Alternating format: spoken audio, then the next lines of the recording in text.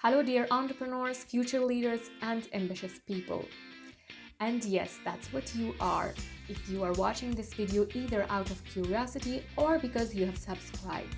And if you haven't done it yet, I strongly recommend you to do subscribe to my channel to learn more about entrepreneurship, leadership, and how to bring about a positive change in the world in any other way. This video was about what feasibility studies are and their importance for the success of your business.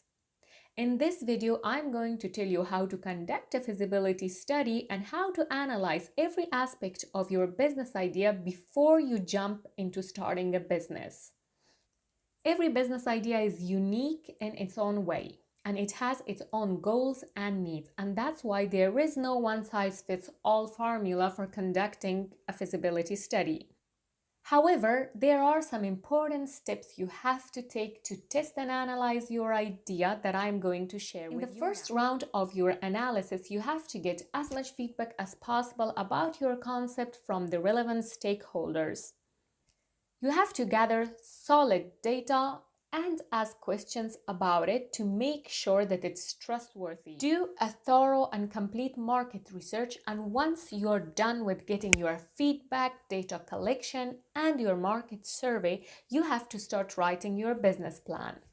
In addition to doing all this, one other most important aspect of doing a feasibility study is to prepare a financial statement that includes both expenses and costs of your concept, and then decide whether you want to go ahead with your idea or not. So once you're done with the first round and the basics, you have to do the following. 1. Write your executive summary. Now, an executive summary is the brief description of your business purpose and the summary of your longer report. In your executive summary, you briefly describe details of your project, products, services, or your concept. Number 2, technological considerations. In this step, you have to analyze what technology you might need to do your business, how to get that, and how much it's going to cost. Number 3, a survey of already existing markets. In this step, you examine the local and broader markets for your products or services. Step number 4 is marketing strategy. In this step, you have to explain in details how you will market your product or service and how much it will cost. Step number 5 is required staffing, where you have to find out how many people you need in your team in order to implement your business idea. Step number 6 is schedule and timeline, where you include important dates of the specific tasks that need to be completed.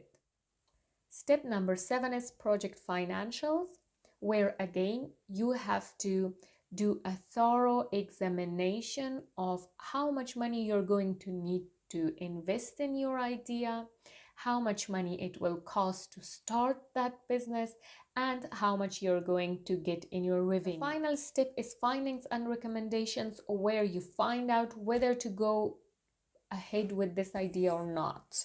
Now, let me tell you something. Failing to study all important aspects of your business idea carefully and in details will have negative consequences for you. And again, since we live in a world where there is a huge difference between the poor and the rich and the privileged people and the underprivileged groups, the consequences you might face will vary according to which market or which group you belong to. So if you're someone who is living in a developing country with no welfare system, you have to be very, very careful while analyzing your business idea before you start implementing it. Because I'm sure you don't want to end up bankrupt and use all your money in a society where you have no financial support whatsoever. So now let me give you a real-world example of a feasibility study and how it works.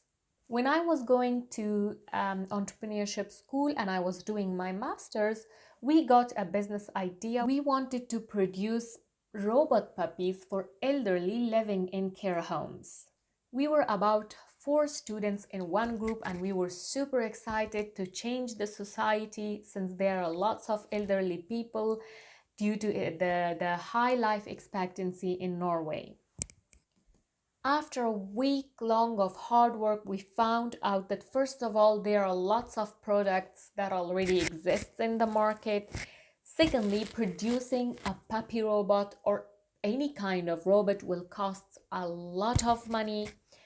Thirdly, we found out that elderly people might be better off without having a robot puppy and instead have a real puppy.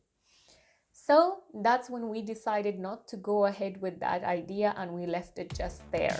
For more on entrepreneurship, leadership, and how to do business, stay tuned.